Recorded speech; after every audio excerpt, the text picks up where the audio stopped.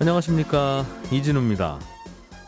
조 바이든 미국 대통령이 2박 3일 일정으로 오늘 우리나라를 방문합니다. 첫 번째 방문하는 곳이 삼성전자 반도체 공장이라서 이게 정치 행보가 아닌 경제 행보로 첫 발을 내딛는 것이 상당히 눈길을 끕니다. 이게 한미 반도체 동맹을 과시하려는 게 아니겠는가 하는 생각도 들고요. 그래서 업계의 기대, 관심 큰 것 같습니다. 오늘 센터뷰 시간에는 요즘 어려운 주식시장에 바이든 대통령의 방한 효과가 어떤 영향을 줄지, 그리고 그 밖의 시장 흐름과 이슈들도 함께 살펴보겠습니다.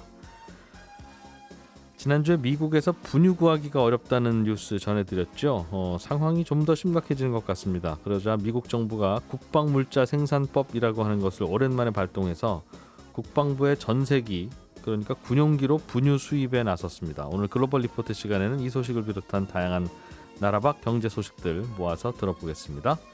손에 잡히는 경제 플러스 광고 듣고 시작합니다. 오늘은 오랜만에 주식시장이 꽤 괜찮은 것 같습니다. 코스피가 2600선을 회복했고요. 그래서 코스피는 1.5%, 코스닥은 1.4% 정도 상승하고 있습니다. 오랜만에 나오셨네요. 한국투자증권 박재영 차장님, 어서 오세요. 네, 안녕하십니까. 예, 한동안 안 나오시는 동안 시장이 아주 많이 흔들리고 망가지고 네. 초라해지고 그랬습니다. 네, 좋을 때 나오다가 안 예. 좋을 때 나와서 잘 말씀을 드려야 되는데 다시 좋아지겠죠, 박 차장님 나오셨으면. 네, 그래서 오늘 시장이 오르는 게 아닌가. 예. 오늘 좀 회복되는 이유는 있습니까, 혹시? 일단, 오늘은 왜 오르지? 뭐 이렇게 질문 드린다면. 일단 많이 하락한 것도 있고요. 네. 많이 하락했기 때문도 있는 것 같고 환율이 조금 떨어지고 있습니다. 최근에 환율이 굉장히 공포스러운 수준까지 올라갔었거든요. 지난주에 1,300원. 네, 예. 1292원까지 올라가서 코로나 팬데믹 때 수준까지 갔었는데 그게 오늘 조금 떨어지고 있고, 바이든 대통령 방한하면서 사실 이거는 이제 기대감이긴 한데 공식적으로 발표한 건 아닌데, 이제 통화 수합 되는 거 아니냐, 바이든 대통령이 사실 우리 4대 기업한테 공장 지어주세요 이런 것 때문에 온다라고 생각하고 있는데 빈손으로 올 리는 없지 않겠느냐라는 네. 기대감이 있거든요. 그래서 혹시 통화 수합이 잘 된다라고 하면 뭐 1,300원 근처까지 올라간 환율이 조금 떨어져 주면 예. 그나마 외국인 수급도 좋아질 거고, 그러면 대형주들 중심으로 좀 올라갈 수 있다라는 기대감도 시장에서 있는 건 사실입니다. 네. 오늘 환율도 좀 많이 떨어지고 있고요. 그렇군요. 네. 우리는 열심히 반도체를 만들어주고 네. 그들은 달러를 찍어서 주고. 그런 거죠. 네. 참 편하겠다, 미국은. 기축통화가 그래서 좋은 겁니다. 알겠습니다. 그런 분위기 때문에 환율도 좀 안정되고 주가도 오른다. 미국 증시는 요즘 변수가 뭡니까? 걱정스러운 거나 혹은 뭐 희망을 가질 만한 부분이나. 미국 증시는 지금 가장 걱정스러운 거는 금리 인상에서 경기 침체로 넘어가고 있는 그런 상황입니다. 인플레이션이 발생하면 네. 당연히 물건 가격이 올라가니까 소비가 줄어들 거 아닙니까? 뭐 그렇겠죠. 네, 그게 이제 정상적인 경로거든요. 예. 근데 그 전까지는 애써 외면하고 있었습니다. 파월 의장이나 고용이 좋으니까 소비는 계속 늘어날 거야, 그런 논리였거든요. 예. 그래서 금리를 올려도 우리는 연착륙을 할 수 있어 라는 논리였는데, 최근에 월마트라든지 네. 뭐 타깃이라든지 이런 소매 마트 백화점 네. 실적이 안 좋았죠? 굉장히 아닙니다. 안 좋지 않았습니다. 실적은 괜찮았는데 1분기 실적은 괜찮았는데 네. 앞으로 전망치가 좋지 않을 것이다. 이런 이야기를 했거든요. 예. 그러니까 그저께죠. 현지 시간으로 18일 타깃이 실적 발표를 했는데 영업이익률이 작년에는 9%대였는데 지금 5%대로 반토막이 났습니다. 때우는 물건값이 비싸졌군요. 그런 것도 있고요. 물류 비용이 굉장히 많이 증가했다. 그래서 하반기에는 실적이 예전만 못할 것이다. 그러면서 하루 동안만 24%가 급락했거든요. 월마트도 이틀 동안 실적 발표하고 나서 다음 분기에는 좀 안 좋을 것 같아요라고 했더니 이틀 동안 17%가 급락했습니다. 미국은 특이하게 그렇게 기업이 실적 발표할 때마다 네. 좋을 거다 안 좋을 거다를 예측을 하고 예상을 해서 발표하고 네. 안 좋을 거다는 예상도 꽤 많이 발표하더군요. 맞습니다. 그러면 또 그걸 믿고 떨어지고 또 네. 좋다고 그러면 오르고. 그게 사실 그 대체로 틀리지 않고. 네. 미국 주식은 얼마나 투자하기 쉬워요. 이게 S&P 500 기준으로 한 90% 정도가 가이던스, 네. 그러니까 회사의 전망치를 발표하거든요. 이제 주식 투자하시는 분들이 우리나라 애널리스트는 왜 이렇게 많이 틀리냐. 네. 그런 이야기를 하시거든요. 전망치가 왜 이렇게 틀려? 그러시는데 우리나라 코스피 200 종목 중에 가이던스를 발표하는 기업들은 한 30%가 채 안 됩니다. 그렇죠. 사실은 가이던스 전망치는 회사에서 발표를 해주고 주주들에게 네, 애널리스트는 그 가이던스의 방향이 맞는지 네, 실제로 잘 되고 있는지를 따라가야지 네. 애널리스트가 그 실적 맞추느라고 그걸 사실 어떻게 맞춥니까? 그러니까 가서 자주 가서 그냥 얼굴 자주 익히고 친해지면 숫자 슬쩍 또 가까운 숫자 알려주고 아이, 그래서 예. 그래서 이제 국내 애널리스트들의 전망치가 틀리다라고 이제 혼내시는 투자자들이 많은데 개인 투자자들이 네. 많은데 이런 고충도 있다라는 건 좀 말씀을 좀 드리고 싶네요. 문화가 좀 바뀌어야 되겠다. 네, 그러자면 사내 문화도 많이 바뀌어야 되겠어요. 주식시장 얘기하다가 할 얘기는 아닌데 그 뭐 윗분들이 야 이거 꼭 좀 좋다고 발표하면 안 되나? 김 과장 뭐 그러면 뜻대로 하십시오. 이제 이렇게 되니까 직장인의 고충입니다. 예. 미국이 좀 그래서 2분기부터는 경기 안 좋아질 거라는 전망이 계속 나오고 있나 보군요. 네, 스태그플레이션 이야기가 요새 부쩍 많이 나오고 있고요. 예. 어제는 골드만삭스에서 2년 안에 경기 침체가 올 것이다. 경기 침체가 올 확률이 무려 35%다. 이런 발표를 했거든요. 이게 얼마나 무서운 얘기냐면요. 2년 뒤에 네가 죽거나 불구가 될 가능성이 35%야. 이런 이야기로 길리거든요. 와. 침체라는 이야기를 예. 이제 주식시장에서는 함부로 잘 안 써요. 둔화가 아니라 침체가 올 확률이 35%라는 거는 어떻게 다른 겁니까? 둔화는 경기가 조금 안 좋아지는 거고. 그렇죠. 뭐 100만 원 벌다가 한 뭐 80만 원 이렇게 버는 건데 침체는 예. 적자가 마이너스 20만 원이 날 거야. 30만 원이 날 거야. 이런 거니까. 왜 그렇게 생각하는 거예요?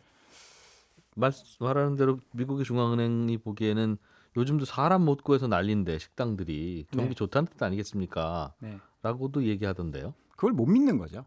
연준에 대한 신뢰감이 떨어진 거고 이제 연준은 금리를 계속 올려야 되는 상황인데 경기는 안 좋아질 거야라고 생각을 하는 겁니다. 연착륙이 힘들 거다. 왜냐하면 과거에 한 경기 침체, 그러니까 인플레이션 상황이 한 12번 정도 있었는데 그 12번의 경우 중에 연착륙을 한 경우는 한 3번 정도뿐이 없었다라고 해요. 연착륙은 별 문제 없이 그냥 가만히 그렇죠. 이 물가가 다시 잠잠해지는. 네, 경기는 크게 안 떨어지고. 예. 그래서 과거 통계로 보더라도 그렇고 지금 상황으로 보더라도 그렇게 쉬운 상황은 아니다. 그렇게 보고 있는 것 같습니다. 중국도 상태 별로 안 좋죠. 중국이 특히 안 좋죠. 예. 이번 주에 실물 지표 발표가 있었습니다. 네. 소매 판매, 그다음에 광공업 생산 이런 실물 지표 발표가 있었는데 소매 판매가 마이너스 11%가 나왔습니다. 이거는 1년 전보다. 네, 전년 대비 예. 이게 예상치가 마이너스 6%였거든요. 알고는 있었어요. 왜냐하면 코로나 때문에 봉쇄를 하고 있었기 때문에. 그런데 생각보다 더 안 좋구나. 그러면서 이제 월요일날 우리 시장에 영향을 좀 많이 줬는데요. 이게 또 어떻게 거꾸로 생각해 보면 봉쇄를 좀 빨리 풀 수도 있겠구나. 이렇게 힘드니까. 네, 그리고 부양책이 나올 수도 있겠구나라고 봐야 되는데 예. 기대감만 있는 상황이고 이제 상하이 같은 경우에는 6월 1일부터 봉쇄를 점진적으로 풀겠다라고 발표를 하면서 지금 시장에서는 기대감을 조금 키우고 있는 상황이고요. 예. 뭐 통화 정책도 완화적으로 할 것이다라는 기대감이 있는 상황이어서 요거는 6월 달에 조금 더 지켜봐야 될 뉴스라고 봐야 될 것 같습니다. 바이든 대통령이 우리나라 방문하는 것 네. 그리고 첫 방문지로 삼성전자 반도체 공장으로 네. 가는 게 물론 이제 전하려고 하는 메시지는 있겠죠. 우리 네. 반도체에 굉장히 관심 많습니다. 네. 그런 걸 텐데 주식시장은 뭐 어떤 걸 좀 기대하고 있습니까? 일단 오늘 시장 분위기는요. 철강주랑 자동차, 원전 관련된 종목들이 조금 오르고 있어요. 철강주 같은 경우에는 관세 인하에 대한 기대감이 있습니다. 지금 미국이 러시아 우크라이나 전쟁에 큰 반사이익을 얻는 그 업종이 있거든요. 네. 에너지 업종입니다. 러시아가 원유 생산을 못하니까요. 국제 유가가 급등하면서 미국의 셰일오일 생산이 늘어날 것이다. 그러면서 실질적으로 에너지 업체 시추용 강관, 그러니까 땅을 파는 그 관, 예. 이게 수요가 많이 늘어났거든요. 이쪽에 수요가 늘어났기 때문에 가격도 올라가고 그러면 관세를 좀 낮춰주지 않을까라는 기대감이 있어서 오늘 주가가 관광 업체들 주가가 많이 올랐고요. 어느 나라의 관세요? 미국? 미국이 이제 수입하는 관세. 예. 이게 이제 관세를 좀 낮춰주면 수익성이 높아질 것이다. 실제로 관광업체가요. 작년에 미국향 수출이 한 30% 정도 늘었다라고 하거든요. 강관, 강관. 네. 쇠파이프. 맞습니다. 예, 이 발음을 잘해야 되는데 예. 강관. 관광이 아니죠. 그러니까 그렇죠. 여행 다니는 게 아니라 네. 강관. 강관. 예. 예, 영업이익도 작년에 뭐 이제 세아제강 같은 업체는 올해 1분기에 한 200% 증가했다라고 해요. 그래서 이런 부분에 대한 기대감이 좀 있고요. 삼성전자 평택 공장을 가장 먼저 방문하지만 내일에는 또 현대차 공장 간다라고 하거든요. 현대차 공장이 지금 공식적으로 발표는 안 했어요. 그런데 조지아주에서 조지아 주지사가 전기차 공장 현대차가 70억 달러 규모의 투자를 한다라고 이제 감사 인사를 먼저 해버렸거든요. 조지아에다. 네, 조지아에서. 우리나라 근로자들이 들으면 또 이제 네. 일감은 저쪽으로 가는구나. 화를 많이 내겠죠. 그래서 현대차가 13일 날 공시를 했습니다. 예. 협상 진행 중인데 아직 결정된 바는 없다. 한 달 뒤에 공시하겠다. 예. 아마 바이든 대통령 만나서 뭐 확정 짓겠죠. 그런 이유로 이제 현대기아차가 좀 강세를 보였고요. 우리나라 기업들이 이제 탈원전 우리나라 이제 정책이 신정부의 정책이 탈원전 완화 정책 아니겠습니까? 이런 걸로 인해서 바이든 대통령 만나면 원전 시장 관련된 이야기를 나눌 것이다라고 하면서 원전 관련된 종목들이 좀 상승을 좀 하는 이제 시장 분위기였습니다. 이런저런 평소에 미국 대통령 또는 미국의 정책과 관련이 있었던 업종 종목들이 또 움직이는군요. 알겠습니다. 미국이 강관을 많이 수입한다는 건 미국이 뭔가를 지금 열심히 짓고 있다는 거죠? 땅 파고 있는 땅 파서 기름 캔다. 그런 뜻입니다. 원유 수출용이에요 주로? 맞습니다. 기름이 지금 요즘 급하니까. 맞습니다. 네. 투자 계획 또 다른 좀 단서들이 있습니까? 일단 바이든 대통령이 이제 방문하는 목적이 사실 정상회담도 있겠지만 앞서 서두에 이야기하셨듯이 경제 관련된 이야기를 하려고 오는 그리고 중국을 견제하려는 목적이 굉장히 크다라고 봐야 될 것 같아요. 예. 우리 순방 일정을 마치고 바로 일본으로 넘어가거든요. 그래서 쿼드 정상회의, 그러니까 일본, 호주, 미국, 인도 이 네 개 이제 가장 동맹국들 예. 회의하러 이제 오는 거거든요. 그러면서 이제 바이든 대통령이 중국 견제하기 위해서 인도 태평양 경제 프레임워크 IPEF라고 하거든요. 예. 이것을 출범하기 위한 목적으로 오는 것이다. 이게 어떤 거냐면요. 중국의 경제적 영향력 확대를 억제하기 위해서 미국과 그 동맹국이 주도하는 신공급망 체제를 의미합니다. 이게 얼마 전에 여기 성경제에서도 예.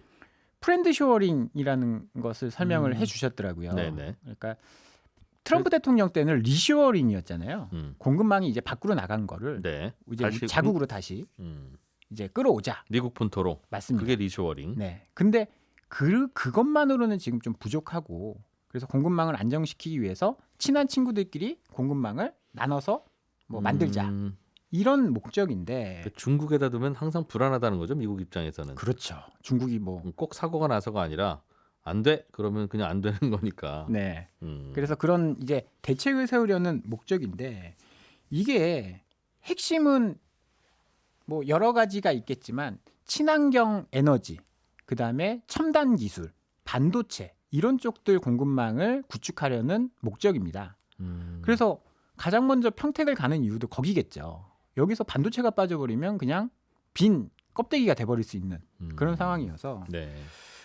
반도체 관련돼서 이야기를 굉장히 많이 할 가능성이 있고요. 그런데 중요한 건 중국이 가만히 있겠냐라는 겁니다. 중국 같은 미국 편에 서는 게 우리가 그렇죠. 미국 편에 서는 게 굉장히 마음에 안 들겠죠. 그래서 중국 반응은요. 이 미국 주도로 출범되는 IPF가 중국에 대한 견제 목적으로 만들어졌다라고 간주하면서 우리나라 외교 당국에 직접적으로 관련 의견을 전달을 했다라고 합니다. 가입하지 말라고. 뭐 그렇게 그러겠죠? 직접적으로 이야기했는지 모르겠지만 그 말이 그 말이겠죠. 뭐 네. 돌려 말해도 같은 의미. 네, 그렇게 돌려서 이야기를 아마 했을 겁니다. 그래서 이 IPF 출범이 이제 우리 이제 경제 입장에서는 우리나라 기업들 입장에서는 그렇게 좋은 것이냐에 대한 의문을 한번 좀 가져볼 필요가 있는 그런 상황인데요. 차라리 깃발 안 들었으면 마음이라도 편한데 네, 깃발 들었으니까 가입을 하기는 해야 될 것 같고 네. 하자니 또 중국이 신경 중국이 쓰이고. 신경 쓰입니다. 그래서 반도체나 2차 전지는 뭐 이쪽을 키우겠다라는 거지만 이쪽은 걱정할 게 하나도 없습니다. 왜냐하면 반도체 IPF 가입해서 문제가 생기더라도 중국은 우리나라 반도체를 쓸 수밖에 없어요. 그렇지만 뭐 2차 전지도 마찬가지고 2차 네. 전지는 중국이 예. 워낙 잘 나가서 우리가 팔지도 못하는 상황인데 그렇지만 문제는 뭐냐면 고래 싸움에 새우등 터진다고 음식료라든지 화장품이라든지 중국과 관련된 내수 업종들은 예. 이거를 막을 방법이 없습니다. 중국이 야 이제 반도체나 2차 전지는 못 때리니까 예. 이런 쪽을 그때 사드 사태 때처럼 이런 쪽을 좀 건드릴 가능성이 있거든요. 그래서 이런 점들은 조금 주의를 해야 되는 상황이고 그리고 지금 인플레이션이 굉장히 문제인데 이렇게 글로벌 공급망이 블록화돼 버린다라고 하죠. 러시아와 중국이 손잡고 미국이 그 우방들이 손잡고 그렇게 돼버리면 생산 물가가 올라갈 수밖에 없습니다. 어차피 한 나라 중국에서 다 싸게 만드는 게 제일 규모의 경제를 생각하면 제일 저렴한데 네. 각자 나눠서 하니까 네. 기계도 따로 사야 되고 뭐도 따로 해야 되고 그 우리는 중국 거 안 써, 뭐 중국은 뭐 서방 거 안 써, 뭐 이렇게 돼버리면 가격은 올라갈 수밖에 예, 없겠죠. 예. 그래서 그런 문제들이 발생할 수 있는데 사실 이거를 해결할 가능성은 저는 높지 않다라고 보는데 최근에 국제 정세나 경제 상황을 보면 저희처럼 금융권에 있는 사람들이 예상하지 못하는 방향으로 가고 있습니다. 그게 가장 대표적인 게 이제 미중 무역 전쟁이거든요. 이거는 경제적인 논리로 보면 전혀 말도 안 되는 거예요. 왜요? 왜?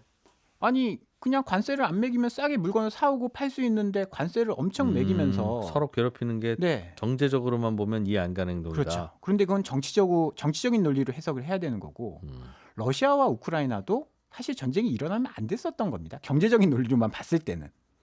하기야 뭐 저 나라 석유 다 뺏어오자 이런 거 아니라면 모든 전쟁은 다 경제적으로만 보면 안 하는 게 서로 유리하죠. 그렇죠. 예. 그리고 이렇게 물가가 높은 상황에서 미국 같은 경우에도 작년부터 옐런 장관이 이제 재무부 장관이 미중 관세 낮춰야 된다. 그러니까 미중 무역 분쟁에서 붙은 중국에 대한 관세 낮춰야 된다 이야기하고 있는데 아직까지 안 낮추고 있지 않습니까? 네. 미국은 지금 소비자 물가가 8%임에도 불구하고 이거는 경제적인 논리로 설명이 안 되는 부분들이거든요. 그래서 정치적인 부분들로 들어가야 되는데 그렇다라고 봤을 때는 이 IPEF가 정치적으로 어떠한 영향을 미치는지 이제 경제적으로는 중요한 영향을 미치진 않을 가능성이 굉장히 높아서 미국과 중국이 한번 싸우면 이제 이 IPEF 때문에 또 싸울 가능성이 높다는 말씀이군요. 그렇죠. 그래서 이제 뭐 불안감이 다음 주에는 이 주말에 있던 이제 미중 한미 회담의 결과에 따라서 네. 시장에는 조금 불안감이 커질 수 있다 그렇게 봐야 될 것 같습니다. 한미 회담에서 뭐가 나오는데 시장이 불안해요? 뭐 이 IPF 관련돼서 뭐 그게 우리도 진전되면 잘하겠다, 뭐 돕겠다 뭐 이런 글쎄요. 이야기가 나오면 시장엔 좋을 거는 없을 것 같다 맞아. 그런 생각이. 미국 대통령이 와서 한국이 우리랑 굉장히 친하게 지내기로 했습니다. 굉장히 마음 뿌듯합니다라고 하면 예전에는 우리도 기분 좋았는데 이제는 중국 눈치를 봐야 돼. 우리 왜 저 얘기를 왜 저렇게 공개적으로 하나 싶은 생각 들겠죠. 네. 다음 주에 무슨 일정 중요한 것들이나 이런 게 어떤 게 네, 있습니까? 다음 주에 가장 중요한 일정은요. 한국은행의 금통위가 있습니다. 26일 목요일인데요. 네. 원래 한국은행의 금통위는 그렇게 중요하지 않았는데 이창용 한국은행 총재의 첫 이제 금융통화위원회거든요. 예. 16일 날 이 이창용 총재가요. 빅스텝 이야기를 했어요. 0.5% 포인트 올리는 거죠? 올릴 수도 있다. 예. 뭐 그 환경이 그렇게 되면 올릴 수 있다. 그런 이야기를 했기 때문에 지금 우리나라도 소비자 물가가 4.8%거든요. 네. 그렇게 되면 실질 금리는 마이너스인 상황입니다. 그리고 6월 달에 미국이 50bp 올릴 가능성이 거의 확실시되고 있거든요. 네. 그렇게 되면 우리나라는 6월 달에 통화정책 회의가 없습니다. 그러면 금리가 똑같아지는 이게 상황이 벌어지거든요. 미리 올릴 것이다. 네, 그래서 한번 25bp 올릴 가능성이 높다라고 봐야 돼서요. 네. 이것 자체도 사실 그렇게 유쾌한 일정은 아니다. 시중 금리에는 대체로는 다 반영되어 있다고는 합니다만 네, 또 발표되는 거 봐야 되겠죠. 예, 잘 들었습니다. 한국투자증권의 박지영 차장이었습니다. 고맙습니다. 감사합니다. 예, 저는 광고 듣고 잠시 후에 2부 순서로 바로 이어가겠습니다. 잠깐만요. 놓치기 쉬운 나라 밖 경제 소식들을 꼼꼼하게 살펴보는 글로벌 리포트 시간입니다. 해담경제연구소 어예진 소장님 나오셨어요. 어서 오십시오. 안녕하세요. 지난주에 미국의 분유가 부족하다는 얘기를 들려주셨습니다. 네. 들으면서 이게 뭐 1등 나라면 뭐하고 기축통화국이면 뭐하냐. 자기들 애기들 먹일 분유도 없는데 네. 뭐 그런 그렇다고 이제 아기들이 분유 없다니까 안타깝기는 하고 미국도 그러나 싶기는 한데 생각보다 매우 심각한 상태인가 봐요. 네. 지난주 전해드린 내용 간단하게만 말씀드리면 미국 전역의 아기들이 먹는 분유가 부족하다. 지난주 기준으로 전체 분유 제품의 50% 가까이가 품절 상태다. 이런 말씀 전해드린 바 있습니다. 에보트라는 대형 분유 제조업체 리콜 사건으로 비롯된 공급망 붕괴 때문이거든요. 그런데 그 이후에 일주일 사이 상황이 가라앉기는커녕 더 심해지니까 나라에서 드디어 나섰습니다. 어제 바이든 대통령이 국방물자 조달법을 발동한 건데요.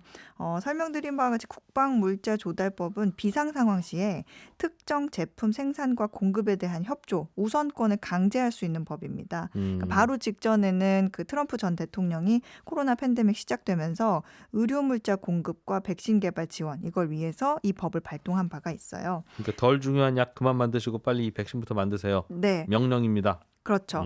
그러니까 이번에도 분유 원료 공급 업체들한테 다른 어떤 거래처보다 분유 제조업체 먼저 재료 할당해 줘라 이렇게 강제할 수 있는 거예요. 네. 그리고 이거와 함께 바이든 대통령의 또 다른 지시가 있었는데 국방부에 있는 그 군용기 예. 아니면 또 각 부처에 있는 그 전세기를 동원해서 해외에서 신속하게 분유를 들여와라 이런 거였습니다. 관련 부처에 서한 보내서 우리나라 기준이 있을 거 아니에요. 미국 기준. 우리나라 기준에 충족하는 해외 분유 빨리 알아보고 네. 가져와라는 주문이었어요. 근데 이게 좀 약간 다른 얘기긴 한데 이 조치 덕분에 그동안 미국에서 그 분유 수입 규제가 좀 강했는데 이게 좀 네. 완화되면서 허가를 받지 못했던 해외 기업들이 이번에 미국 시장 진출 기회가 생겼다 이러면서 오히려 조금 기부도 많이 하고 이런 모습을 보이고 있습니다. 우리나라 분유 회사들도 기회일 수 있겠네요. 그렇죠. 평소 같으면 우리도 분유 많아요 하면서 안 받았을 텐데. 네. 그러면 좀 뭔가 해결이 될까요? 아니면 좀 다른 움직임도 필요합니까? 또 다른 예. 대안도 필요해요. 왜냐하면 지금 현재 미국에서 분유 부족 현상에서 가장 큰 피해를 보고 있는 사람들이 미국의 WIC라는 지원 프로그램을 이용하는 저소득층이거든요. WIC가 뭡니까? 워먼 인판트 칠드런의 약자예요. 그러니까 건강한 임신과 아이들이 충분한 음식으로 잘 먹고 잘 자라도록 서포트해주는 국가복지 프로그램인데요. 예. 이 미국 농무부에 따르면 미국 영아의 절반가량이 이 프로그램의 지원을 받고 있습니다. 어떻게 지원하는 거예요? WIC가 해당 가정에 바우처를 주면 그걸로 이제 WIC가 승인한 소매점이 있거든요. 거기에서 정해진 브랜드로만 분유를 구매할 수가 있는데 일종의 분유 상품권이네요. 그렇죠. 예. 네, 문제가 된 그 에보트사 분유가 미국 내 34개 주에서 이 WIC와 공급 계약을 체결한 상황입니다. 근데 이제 문제는 지금처럼 이렇게 제공되는 브랜드 제품이 매진이 되거나 이런 리콜 문제가 발생하면 네. 다른 브랜드로 전환할 수가 없다는 거예요. 아, 상품권에 아예 에버트 분유 이렇게 찍혀 있군요. 네.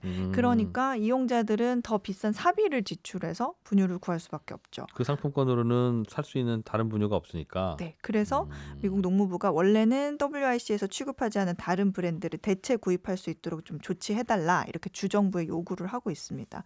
의회에서도 상하원 의원들이 야 앞으로는 WIC 계약 따낼 때 제조업체들이 이런 리콜 하게 되면 대체안을 좀 제공하도록 보호할 수 있는 방안을 계약서에 좀 명시해라고 법으로 만들자 해서 이번 주에 도입할 예정입니다.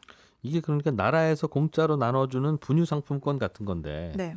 왜 이거는 그냥 시중에서 아무 분유나 10,000원어치 사세요 10,000원 이렇게 써 있으면 되지 왜 특정 브랜드 에보트사 분유만 살 수 있는 상품권을 나라에서 주고 그럽니까? 에보트사만 좋잖아요 이건. 그러니까 이게 계약을 통해서 분유 제공 업체를 정하기 때문이에요. 분유 제공 업체하고 미리 싼 값에 공급할 수 있도록 계약을 하고 바우처를 뿌리는 거기 때문에 이 WIC 같은 경우에는 연간 미국 분유 판매량의 절반 이상을 차지할 정도로 가장 큰 분유 구매자거든요. 그래서 이 WIC가 소매업자들에게도 자신들과 계약된 브랜드를 매장에 더 많이 보유하도록 요구하고 있고 또 WIC 지원을 받지 않는 소비자가 이렇게 자연스럽게 접할 수 있잖아요. 그러면서 더 많이 구매를 이끌 수 있는 구조가 되기 때문에 네. 이거는 뭐 여기 계약만 따내면 시장 점유율의 과반수를 차지할 수 있게 되니까 사실 업체들의 리베이트 경쟁도 좀 치열합니다. 그렇군요. 정부가 분유 100만 통 살려고 하는데 어디 좀 얼마나 싸게 줄 건지 다들 갖고 와 보세요. 한 후에 이제 1등한 업체 거로 그냥 사주는 이런 네. 정부가 공동 구매해주는 네. 그런 구조군요. 자, 분유 잘 구하기 바랍니다. 최근에 나토에 가입한다고 핀란드하고 스웨덴이 같이 둘이 동시에 손을 들었어요. 네. 그래서 이제 러시아가 자꾸 이렇게 확대되려고 하니까 북유럽 국가들도 좀 불안한가 보구나 그랬는데 터키가 안 됩니다. 저 친구들 받아주기 싫어요라고 반대한다면서요? 네, 맞아요. 근데 이 사안이 러시아 위협에 대해서 핀란드와 스웨덴이 자국 안전을 지키기 위해서 선택한 거니까 예. 가입하려는 스웨덴과 핀란드도 터키가 반대? 그럼 가입하지 말지 뭐 이렇게 끝낼 일이 아니거든요. 예. 핀란드는 특히 국민의 76%가 찬성하고 있고 예. 핀란드 대통령이 푸틴한테 전화를 걸어서 우리 나토 가입한다 이렇게 사실 통보한 만큼 적극적인 상황이고요. 예. 뭐 스웨덴은 그렇다 쳐도 핀란드는 유럽과 러시아의 그 대립 구도에서 철저하게 중립을 지키는 외교로 자국 안전을 도모해온 나라인데 네. 나토 가입을 추진한다는 것 자체가 러시아의 팽창을 얼마나 좀 민감하게 받아들이고 있는지 이걸 예. 좀 보여주는 거죠. 그러니까 핀란드까지 나토에 가입하려는 걸로 봐서 진짜 마음 다급한 모양이다. 네. 그런데 터키가 왜 가입을 반대합니까? 나토가 일단은 30개 회원국들의 만장일치가 있어야 뭐가 결정이 돼도 되는 구조예요. 예. 그런데 이번에 핀란드와 스웨덴의 나토 가입에 대해서 터키가 반대하고 있는데 그 터키도 이유 회원국인가 보네요. 네. 그런데 네. 이유는 여러 가지 해석이 가능하지만 일단은 터키가 러시아가 필요로 하기 때문이에요. 러시아가 필요하기 때문에. 러시아가 터키에 계속 뭔가를 지원해줘야 터키는 살아갈 수 있는 구조 때문인데 예. 그래서 나토 가입국이 늘어나는 걸 러시아가 싫어하는 걸 아는 거죠. 터키는 네. 그래서 터키가 스웨덴과 핀란드의 가입을 반대하고 있다 이렇게 예. 해석을 하고 있죠. 근데 터키는 이제 러시아형이 싫어해서 안 됩니다라고 얘기할 수는 없을 거고 네. 대외적으로는 왜 반대합니까라고 했더니 무슨 쿠르드족하고 문제가 좀 있는 게 네. 이게 우리가 반대하는 이유다 이렇게 설명하는 것 같더군요. 무슨 얘기입니까 이건? 터키가요. 그 스웨덴하고 핀란드가 그 쿠르드족 분리 독립을 주장하는 그 무장 조직이 있는데 쿠르드 노동자당이라고 PKK라고 불러요. 터키 입장에서 보면 마음에 안 드는 반군이네요. 네, 그렇죠. 근데 여기 스웨덴과 핀란드가 여기 PKK의 우호적인 점을 좀 문제 삼고 있습니다. 터키가 이 스웨덴과 핀란드에 머물고 있는 이 PKK 관련 인사 수십 명을 다시 우리나라로 돌려보내라. 터키로 돌려보내라라고 계속 요구하고 있는데 터키가 네, 스웨덴이 거부하고 있었거든요. 터키는 테러범들 감싸는 나라가 무슨 나토 가입이냐 이런 명분으로 반대를 하고 있고요. 근데 이거는 사실 그냥 명분일 뿐이고 예. 터키는 뭐 F-35 같은 최신 무기를 미국으로부터 사오고 싶은데 네. 미국이 터키는 러시아 편 이러면서 무기를 안 팔고 있어요. 아하. 그래서 조금 자세히 요걸 말씀드리면 2019년에 터키는 미국이 반대했지만 러시아가 원하는 대로 터키의 고고도 미사일 방어 체계 이걸 도입을 했습니다. 근데 이거를 그 러시아판 사드라고 부르기도 하는데 네. 이때부터 미국과 사이가 안 좋아졌어요. 그러니까 우리가 중국하고 좀 안 좋아진 거랑 미사일 비슷하죠? 설치하고 나서 쌓여진 거랑 비슷하네요. 네. 예. 터키는 그래서 스웨덴과 핀란드의 나토 가입을 일단 반대를 하고 미국과 이제 협상을 해서 네. 스웨덴, 핀란드 나토 가입 찬성해 줄 테니까 그럼 미국 너희 우리한테 무기 팔아라 이렇게 협상하려는 거 아니냐 이런 해석도 있습니다. 그래서 이게 나라마다 뭐 다 사정이 있으니까 반대도 하고 찬성도 하고 하겠습니다만 터키도 한때는 나토에 가입하고 싶어서 네. 이리 뛰고 저리 뛰고 막 열심히 노력하던 때도 있었다면서요? 네, 이게 우리나라하고 무슨 관련된 이야기더군요. 이 터키가 한국 전쟁에 그 참전했던 거 아시죠? 네. 왔다고 꽤 많이 왔던 걸로 기억하는데요. 네, 맞아요. 근데 이 터키가 예. 한국 전쟁에 그 병력을 파견하고 참전한 게 예. 나토 가입을 위해서 그랬다. 이런 해석도 있습니다. 원래 터키가 그 예. 유럽의 일원이 되고 싶었는데 유럽은 터키가 무슨 유럽이야. 이슬람 중동 국가지. 이러면서 안 받아줬었거든요. 다 애매하죠. 그 터키의 위치가 네. 동양도 아니고 딱히 서양도 아니고 유럽도 아니고 유럽 아닌 것도 아니고. 네. 그래서 계속 우리도 나토 가입하게 해줘 하고 계속 요청을 하다가 예. 1950년에 한국 전쟁이 발발을 했죠. 다급한 미국이 세계 여러 나라에 좀 군인 좀 보내달라 이렇게 요청을 하는 상황에서 예. 터키가 이제 미국이 원하는 대로 병력을 보내줬어요. 근데 이제 한국 전쟁에 군인을 보낸 나라들을 보니까 미국, 영국 다음으로 터키가 많은 군인을 보낸 거예요. 우리나라에 한 15,000명 정도. 와. 그래서 미국도 바로 터키에 나토 가입 받아주겠다. 터키 땡큐. 이렇게 나토 가입됐던 사연이 있는 나라거든요. 그래서 1950년대 터키가 나토의 일원이 됐군요. 네. 그런데 이렇게 소련이 붕괴되고 냉전이 끝나니까 예. 터키 입장에서도 굳이 나토에 가입해서 자국의 안전을 보호할 이런 절실한 상황에서 벗어나게 된 거예요. 그러니까 그 뒤로는 터키도 미국과 러시아 사이에서 필요할 때마다 다른 쪽 좀 편을 들면서 중립적인 입장을 취하고 있죠. 예, 그리고 아까 PKK에 대해서 조금 부족한 설명이 있는 것 같아서 조금 말씀을 드리면 스웨덴과 핀란드가 PKK를 돕는 이유에 대해서 조금 설명을 드리고 싶은데 네. 쿠르드족이 아시다시피 그 시리아, 터키, 이라크, 이란에 걸쳐서 거주하고 있는 한 1,400만 명 정도 되는 민족인데 여러 나라에 걸쳐서 지금 다 세입자죠. 민족인데 국가가 없습니다. 그런데 이 독립전쟁을 오래 하다 보니까 전투력이 좋아가지고 터키 입장에서는 굉장히 골치가 아픈 상대거든요. 예. 근데 이제 미국은 중동 지역에서 테러를 하는 ISIS를 격퇴시키려고 이 PKK를 활용했어요. 이 PKK 쿠르드 이분들이 네.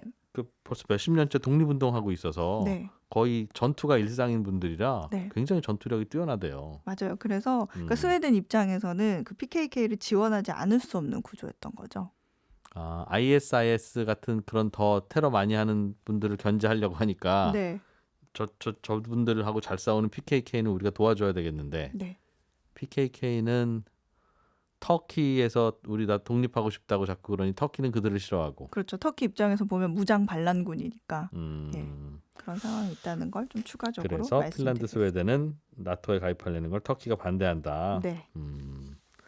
그렇군요. 터키 같은 나라도 보면 그 유럽의 중간쯤에 있어서 네. 유럽의 중간이 아니죠. 동양 서양 중간쯤에 있고 지금 사이를 봐도 미국이랑은 좀 안 친한 것 같은데 또 러시아 편으로 딱 분류된 것 같지만은 않고 또 그때 네, 네. 이러는 거 보면 참 중간쯤 어딘가에 있는 나라가 상당히 피곤하기도 하지만 이런 거 줄타기 잘 해야지 잘못하면 굉장히 또 힘들어지기도 하고 그런 것 같더군요. 그리고 약간 정치 성향도 유럽보다는 러시아 쪽에 오히려 더 가깝지 않나 이런 터키가 생각도, 예. 그렇죠. 러시아 입장에서는 그러니까 어차피 서유럽이랑 섞일 생각하지 말고 러시아와 기타 등등 여기 있는 쪽에 오라 네. 그러는 걸 테고 우리나라도 동양에서 보면 터키하고 비슷한 입장 어정쩡한 데 있지 않나 보면 그런 생각도 들어요. 우리나라에서도 우리가 중국이랑 친해야 됩니까? 미국이랑 친해야 됩니까? 그러면 그때부터 치열한 토론이 벌어지잖아요. 그죠? 다른 뉴스 좀 보죠. 네. 중국 정부가 요즘 마카오의 도박 산업을 좀 구조조정하려고 한다고요? 네, 이 중국이 도박이 금지돼 있는 나라잖아요. 네. 그런데 마카오는 중국 영토에서 유일하게 도박이 합법적으로 허용되는 곳이죠. 1964년부터 도박을 합법화 시켜줬는데 예. 2006년에는 세계 제1의 카지노 도시 어디예요? 저기 라스베가스. 라스베이거스. 네. 예. 근데 여기보다도 높은 매출을 기록하면서 세계 최대 도박 도시로 성장을 했습니다. 여기 제가 한번 가본 적이 있는데요. 네. 가서 대강 이야기를 들었더니 네. 그렇게 대학생들이 공부를 안 한다고. 거기 대학교 있죠. 있는데 네. 전반적으로 다 공부를 안 한대요. 그게 네. 걱정인데 들어보니까 안 할 만하더군요. 왜요? 대학 졸업하면 거의 취업률 100%. 맞아요. 카지노에 일자리는 많은데 네, 맞아요. 대학생들 부족하니까. 출장 가서 들으셨죠? 네. 출장 가면 그 얘기 꼭 해줍니다. 그래서 이거 굳이 공부를 안 해도 나라도 안 하겠구나. 그런 얘기 들었습니다. 그만큼 네. 이제 카지노 산업이 메인 인더스트리죠. 네. 근데 그런데 이 중국 정부가 마카오는 너무 도박만 한다. 예. 도박이 돈이 되니까 도박 말고는 아무것도 안 한다. 그러면 안 된다. 다른 산업으로 관광객 좀 유치하지 않겠어? 이제 마카오는 좀 미국의 실리콘밸리 같은 예. 첨단 산업 도시를 좀 만들어 봐야겠다. 이렇게 마음을 먹고 카지노들을 좀 없애려고 하고 있습니다. 근데 카지노가 이미 거기서도 중심 산업이기도 하고 어떻게 갑자기 하지 마 그러면 그것도 안 될 텐데요. 그래서 일단 카지노의 허가 기간을요. 네. 지금까지는 10년 단위로 했는데 최근에는 5년 단위로 허가를 내주기가 시작했습니다. 5년 허가가 끝나면 정부가 카지노 사업권을 환수할 수도 있다 이런 의미죠. 카지노가 줄어들면 마카오도 좀 손실이 큰데 마카오의 카지노 기업들은 전체 매출의 한 40%를 세금으로 내고 있고요. 와, 세율 엄청 높네요. 네, 40%가 나라에 예. 가야 되는. 그리고 마카오도 전체 세수의 77%를 카지노에서 걷고 있어서 카지노 없는 마카오라는 게 있을 수 있는 거냐 하는 의문은 여전히 남아 있습니다. 마카오가 최근 1, 2년 사이는 굉장히 어려웠을 것 같은데요. 그러니까 그렇죠. 카지노에 손님이 못 오니까. 네. 음. 이게 지난달 4월에 그 마카오가 그 게임세로 걷는 금액이 1년 전보다 50%가량 감소했어요. 예. 손님이 적었다는 뜻이겠죠. 그래서 마카오는 해외에서 카지노 고객을 데리고 와서 번 돈에 대해서는 카지노세를 5%포인트 정도 깎아주는 세율을 최근에 발표를 하기도 했고요. 네. 최근에 보면은 런던화되고 있다 이런 내용도 있는데 오히려 새로운 런던 같은 도시, 그러니까 쇼핑을 많이 넣은 그런 카지노를 또 새로 만들어서 관광객을 유치하려 하고 있다 이런 기사도 있었습니다. 중국이 홍콩 싫어하잖아요. 그런데 홍콩 같은 역할을 하는 뭐는 있어야 될 거 아니겠습니까? 그렇죠. 제가 보기에는 마카오를 그렇게 바꿔야 되겠다. 네. 그런데 가니까 다들 도박만 하네. 네. 아, 여기 좀 바꿔야 되겠는데? 금융회사도 좀 들어가고. 그러니까 이제 카지노 그만해. 이제 이런 식으로. 그리고 가장 그런 쉬운 거겠죠. 게 산업을 전환할 수 있는 가장 쉬운 게 이제 소매 업종, 쇼핑을 늘려서 소매업을 늘리는 거죠. 네. 그래서 지금 쇼핑의 거리를 런던화 시켜서 이렇게 만들었다. 거기에 보면 작은 빅벤도 있고 스테인 글래스 이렇게 해가지고 영국풍으로 아주 크게 만들어 놓은 그런 곳이 있더라고요. 네. 아시아 최고, 세계 최대의 카지노 도시 마카오가 변하고 있다는 소식까지 나라밖 경제 소식 재밌게 잘 들었습니다. 해담경제연구소 어혜진 소장님과 함께했습니다. 고맙습니다. 감사합니다.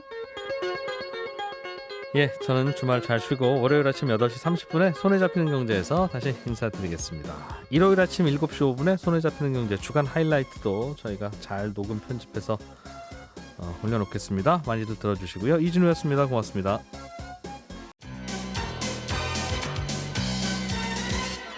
더 깊고 더 재미있는 경제 이야기. 이진우의 손에 잡히는 경제 플러스.